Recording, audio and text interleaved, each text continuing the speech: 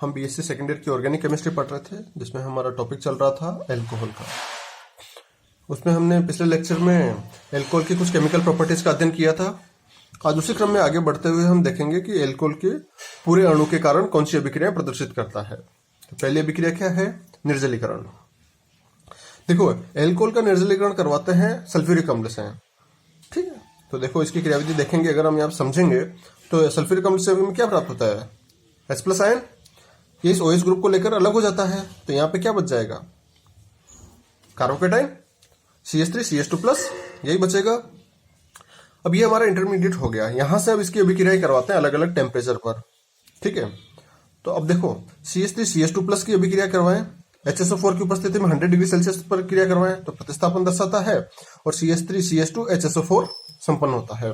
140 degree Celsius ताप पर क्रिया करवाएं, वही एल्कोहल इसमें पड़ा हुआ है अभिक्रिया में, तो हमें क्या प्राप्त होगा?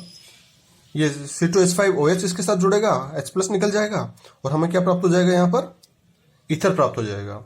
इसके 170 डिग्री सेल्सियस ताप पर क्रिया करवाएं तो विलोपन अभिक्रिया संपन्न होती है, और हमारा उत्पाद क्या प्राप्त होता है? एल्कीन बनता है, ठीक है। नेक्स्ट रिएक्शन देखते हैं हम, विहाइड्रोजनीकरण।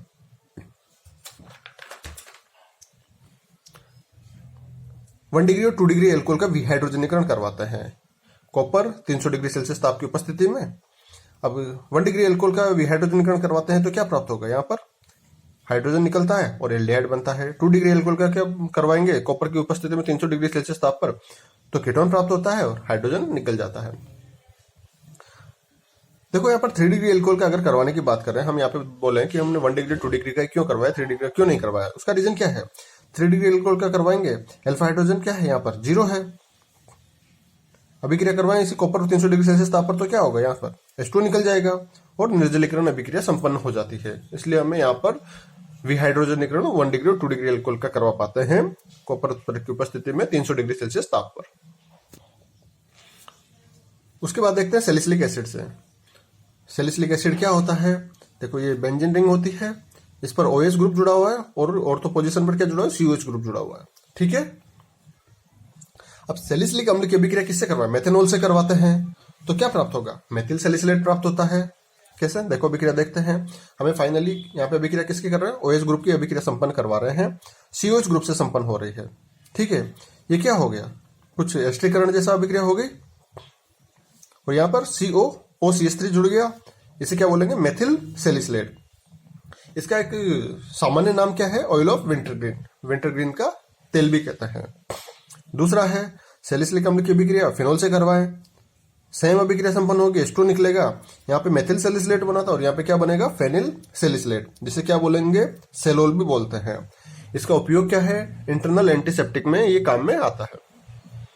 अब देखते हैं सैलिसिलिक अम्ल की अभिक्रिया किससे करवाते हैं? CH3COCl से। यहाँ पे क्या निकलेगा उत्पाद के रूप में? HCl निकलता है, OH ग्रुप जुड़ा हुआ है, वहां से हाइड्रोजन निकलता है और इसका क्लोरीन निकलता है। तो हमें यहाँ पे क्या उत्पाद प्राप्त हो जाएगा? H की जगह क्या जुड़ जाएगा? COCH3। इसी तरह से सेम अभिक्रिया अपन CH3CO की उपस्थिति में कर सकते हैं, CH3COO COCH3 की उपस्थिति में करेंगे तो यहाँ पे क्या निकलेगा? एसिटिक एसिड निकल जाएगा और उत्पाद सेम रहेगा। इसे क्या नाम देंगे हम? Acetyl salicylic acid. इसको दूसरा नाम क्या है? एस्प्रिन होता है। दर्द निवारक में काम आता है। एस्प्रिन होती है, हम जो मेडिसिन लेते हैं बहुत सी बार पेन के लिए, उसमें क्या होता है? एसिटिल सैलिसिलिक एसिड होता है, ठीक है। ये हमारी एक इंपॉर्टेंट रिएक्शन संपन्न हो गई। अक्सर एग्जाम में क्वेश्चन पूछ लिया जाता है, यहाँ तक कि इनका जो यूज है उसके बारे में क्वेश्चन पूछ लिया जाता है। सेलोल क्या काम आता है? सेलोल का फॉर्मूला क्या है, या सेलोल बनाने की विधि क्या है? बहुत डीप में क्वेश्चन है, आपसे इस लेवल के नहीं पूछे जाते, फिर भी हमें जानकारी होनी चाहिए। चलो आगे देखते हैं, ठीक है। तो हमारा हो गया सैलिसिलिक अम्ल की अभिक्रिया किससे किससे कर रहे हैं? मेथेनॉल से, फिनोल से, एसिटिल क्लोराइड से करवा रहे हैं, और हमें अलग अलग उत्पाद प्राप्त हो रहे हैं। चलो नेक्स्ट देखते हैं हम फेंटोन अभिकर्मक से। फेंटोन रिएजेंट क्या होता है? FeSO4 + H2O2, ये हमारा फेंटोन रिएजेंट होता है। इसकी अभिक्रिया करवाएंगे। देखो, यहाँ पे क्या लेंगे? 2 मॉलिक्यूल लेते हैं एल्कोहल के। एल्कोहल कौन सा है? हम यहाँ पे देख पा रहे हैं CH3C CH3 CH3 OH। 3 degree alcohol है, इसकी फेंटोन अभिकर्मक से अभिक्रिया करवाते हैं। तो देखो, फेंटोन अभिकर्मक क्या होता है? मुक्त मूलक क्रियाविधि द्वारा संपन्न होता है। ये H2O2 अभिक्रिया, H2O2 का उपयोग ही क्या है? मुक्त मूलक क्रियाविधि संपन्न करवाना। हाइड्रोजन निकलता है, हाइड्रोजन कहाँ से निकलेगा? देखो, दो मॉलिक्यूल लेंगे तो यहाँ से कोई OH की अभिक्रिया नहीं हो रही है, इस CH3 ग्रुप में से एक हाइड्रोजन निकलता है, तो दो मॉलिक्यूल है, दोनों हाइड्रोजन निकलेंगे और वहां से जुड़ जाएंगे, तो हमें क्या उत्पाद प्राप्त होगा? एक योगात्मक उत्पाद प्राप्त हो रहा है। ठीक है, दो ग्रुप जुड़कर एक नए यौगिक बना रहे हैं। नेक्स्ट देखते हैं हम ऑक्सीडेशन। इसका ऑक्सीकरण कैसे करवाते हैं? इंपॉर्टेंट रिएक्शन है हमारे लिए। जैसे 1 डिग्री एल्कोहल है, इसको K2Cr2O7 की उपस्थिति में अम्लीय माध्यम में अभिक्रिया करवाएं, प्रबल ऑक्सीकारक होता है, तो ये क्या होगा? ऑक्सीकरण होकर क्या बनता है उत्पाद? एल्डिहाइड में, एल्कोहल एल्डिहाइड में बनता है, एल्डिहाइड एसिड में बदलता है और ज्यादा ऑक्सीकरण होने पर अगर उपस्थित है तो। इसी तरह से ये 2 डिग्री एल्कोहल है, इसको प्रबल ऑक्सीकारक की उपस्थिति में ऑक्सीकृत करवाने पर क्या उत्पाद प्राप्त होगा? हमारा कीटोन बनता है। लेकिन कीटोन तो रूम टेम्परेचर पर तो कुछ होगा नहीं, इसमें कोई अभिक्रिया संपन्न नहीं होगी, एसिड में बदलेगा नहीं।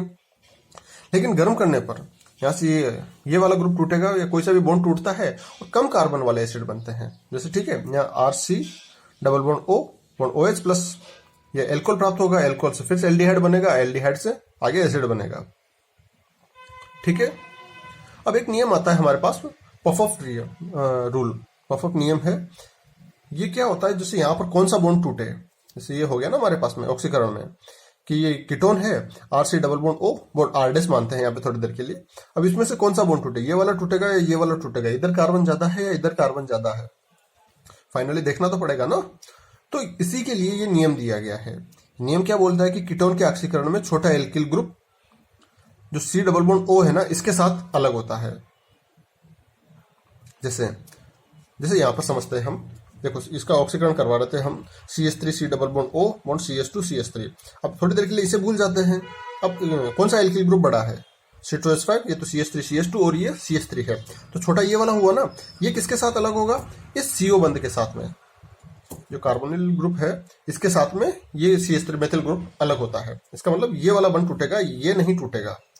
ठीक है, तो हमारा क्या होगा? CH3COOH, यहां से एसिड बनेगा, प्लस CH3CH2, इसका ऑक्सीकरण करवाएंगे तो क्या होगा? पहले एल्कोहल बनेगा, फिर aldehyde, then acid, last product acid बनेगा। उसी तरह से यहाँ पे बात करते हैं हम, देखो अगर दोनों ग्रुप सेम है तो फिर तो कोई सा भी तोड़ दो, कोई इश्यू ही नहीं रह जाता है। ठीक है, चलो आगे देखते हैं। ये 3 डिग्री एल्कोहल है, अल्फा हाइड्रोजन 0 है, इसका प्रबल ऑक्सीकारक जैसे K2Cr2O7 की उपस्थिति में ऑक्सीकरण करवाते हैं तो रूम टेम्परेचर पर तो कुछ बनता नहीं है, लेकिन इसको गर्म करते हैं तो H2 निकलता है और एल्किन बनती है। एल्किन की अभिक्रिया आगे संपन्न करवाते हैं, जैसे यहाँ से ऑक्सीकरण करवा रहे हैं, हमने एल्किन के ऑक्सीकरण में देखा है, यहाँ से ऑक्सीजन जुड़ेगा और यहाँ पर CO2 और H2 में कन्वर्ट हो जाता है, तो ये क्या प्राप्त हो गया हमें? फाइनली कीटोन प्राप्त हो गया। अब कीटोन का वही पॉपअप नियम लगता है और यहाँ पे क्या होगा? जैसे CH3COH प्लस CO2 और H2O, यही बनता है, तो हमारे लिए ऑक्सीकरण इंपॉर्टेंट हो जाता है, इसमें ये नियम भी इंपॉर्टेंट हो जाता है।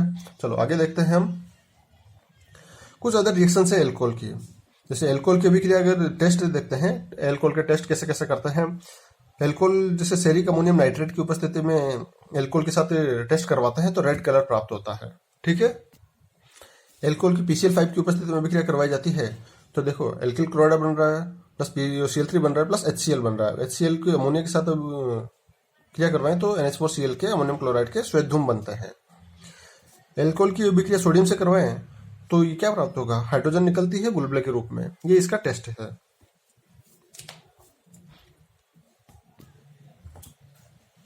ठीक है, यहाँ पे एक विक्टर मेयर टेस्ट की बात करेंगे हम आगे। विक्टर मेयर टेस्ट क्या होता है? RBW टेस्ट भी बोल सकते हैं हम इसे याद रखने के लिए।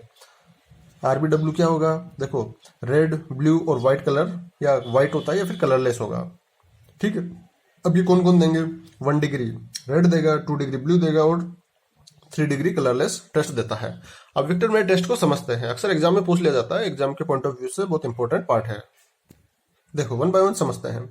1 डिग्री एल्कोहल है, इसकी फास्फोरस प्लस आयोडीन के साथ अभिक्रिया करवाएं तो क्या प्राप्त होता है हमें? एल्किल आयोडाइड प्राप्त होता है, RCH2 I बन गया।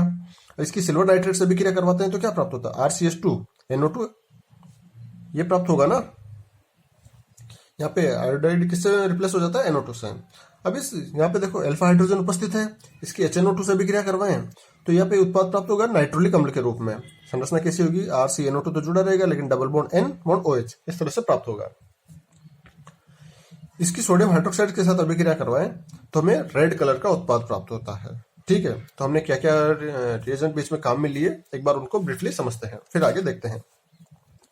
Phosphorus plus iodide, silver nitrate, HNO2, NaOH, यही काम में ले रहे हैं और इन्हीं से विक्टर मेयर टेस्ट करवाते जा रहे हैं।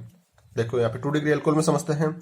2 डिग्री एल्कोहल है, उसकी वही फॉस्फोरस प्लस आयोडाइड, आयोडीन अभिक्रिया काम में ली, एल्किल आयोडाइड बना, सिल्वर नाइट्रेट से काम अभिक्रिया करवाते हैं तो हमें ये उत्पाद प्राप्त होता है जहां पे R2CHNO2 प्राप्त होता है।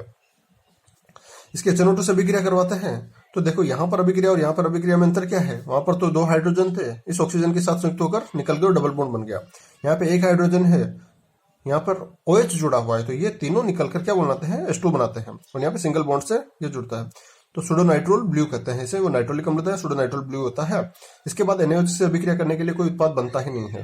क्यों? क्योंकि NaOH में अभिक्रिया करते हैं तो क्या होता है, सोडियम किसको रिप्लेस करता है, हाइड्रोजन को। यहाँ पर यही करेगा ना, यहाँ पे हाइड्रोजन को रिप्लेस किया और सोडियम जुड़ा, तभी तो रेड कलर का हुआ। यहाँ पे कुछ नहीं जुड़ता है तो यहाँ पर क्या होता है, सूडोनाइट्रोल बनता है जो कि कौन से रंग का होता है, ब्लू रंग का होता है और NaOH की अभिक्रिया की जरूरत नहीं होती। तो रेड ब्लू 3 डिग्री अल्कोहल की अभिक्रिया करवाते हैं, वही phosphorus plus iodine, alkyl iodide बनता है, सिल्वर नाइट्रेट से अभिक्रिया करवाते हैं तो R3CNO2 बनता है और ये अल्फा हाइड्रोजन अनुपस्थित है तो HNO2 से भी अभिक्रिया नहीं करता और कलरलेस या व्हाइट, कलरलेस प्रोडक्ट बोलेंगे हम, व्हाइट नहीं बोल सकते, कि कलरलेस उत्पाद प्राप्त होता है। ठीक है, चलो 2 एक अभिक्रिया इंपॉर्टेंट अभिक्रिया उनको भी समझते हैं। H2 से अभिक्रिया करवाते हैं, एल्कोहल की गर्म करते हैं, थायोल्कोहल बनता है। स्वतः संघनन गोरबेट रिएक्शन है, बीटा हाइड्रोजन वाले एल्कोहल देते हैं। ठीक है, बीटा हाइड्रोजन वाले एल्कोहल कैसे, देखो जैसे ये एल्कोहल है, इसमें अल्फा हाइड्रोजन बीटा हाइड्रोजन, ये एल्कोहल इसमें अल्फा हाइड्रोजन बीटा हाइड्रोजन है, ये तो अल्फा हो गया जिसमें OH जुड़ा हुआ और दूसरा उसके पास वाला बीटा हाइड्रोजन, बीटा कार्बन हो गया, उससे जुड़े हाइड्रोजन बीटा हाइड्रोजन होते हैं। तो जब एल्कोहल की अभिक्रिया करवाएं, गर्म करते हैं सोडियम एल्कोक्साइड की उपस्थिति में तो उच्चतर एल्कोहल बनते हैं। कैसे बनते हैं, जैसे बीटा हाइड्रोजन है, ये दूसरे वाले एल्कोहल ग्रुप जुड़ा हुआ है, उसके OH ग्रुप से अभिक्रिया करके H2 निकाल देते हैं। ये दोनों निकल गया तो पूरा मॉलिक्यूल एक हो गया, CH3 CH2 CH2 CH2 OH, उच्चतर एल्कोहल प्राप्त हो जाता है। चलो आज की लास्ट सेक्शन देख लेते हैं हम, इनऑर्गेनिक साल्ट से कैसे अभिक्रिया करवाते हैं। तो कॉपर सल्फेट है, कॉपर सल्फेट की मेथनॉल से अभिक्रिया करवाते हैं, योगात्मक प्रोडक्ट बनता है CSO4.2H2, क्रिस्टलीय ठोस होता है। इसी तरह से कैल्शियम क्लोराइड है, उससे भी अभिक्रिया करवाएंगे, योगात्मक प्रोडक्ट बनेगा CaCl2.4CH3OH और यहाँ पर MgCl2 के साथ 6CH3OH बनता है। तो देखो इस क्रिया से क्या होता है, एल्कोहल को किसी मिश्रण में से आसानी से अलग कर सकते हैं। जैसे किसी अभिक्रिया में मान लो एल्कोहल है, कोई सॉल्यूशन है उसमें एल्कोहल पड़ा है, अब हमें एल्कोहल अलग करना है तो हम क्या डालेंगे, कॉपर सल्फेट डाल देते हैं। तो कॉपर सल्फेट के साथ में क्रिस्टलीय ठोस बना लेता है, उसे बाकी प्रोडक्ट को अलग कर लेते हैं, छान लेते हैं जिससे भी विधि से, तो हमें क्या प्राप्त होगा, एल्कोहल तो निकल के आ गया हमारे पास में। कॉपर सल्फेट ने एल्कोहल के 2 मॉलिक्यूल निकाल लिए, इसी तरह से जितने कॉपर सल्फेट होगा उस हिसाब से एल्कोहल हमारे पास उपस्थित हो जाएगा और जो बाकी प्रोडक्ट है वो निकल जाएंगे। तो ये अलग करने के काम में आता है। अब कुछ फैक्ट्स हैं उसको देख लेते हैं। C2H5OH जो एथेनॉल होता है उसको ग्रेन एल्कोहल कहते हैं और आइसोप्रोपिल एल्कोहल है उसे रबिंग एल्कोहल या फ्रिक्शन एल्कोहल भी कहते हैं। यह आज का हमारा टॉपिक कंप्लीट हुआ, एल्कोहल वाला पार्ट कंप्लीट हो गया हमारा। नेक्स्ट लेक्चर में हम डाइहाइड्रिक एल्कोहल के बारे में अध्ययन करेंगे। धन्यवाद।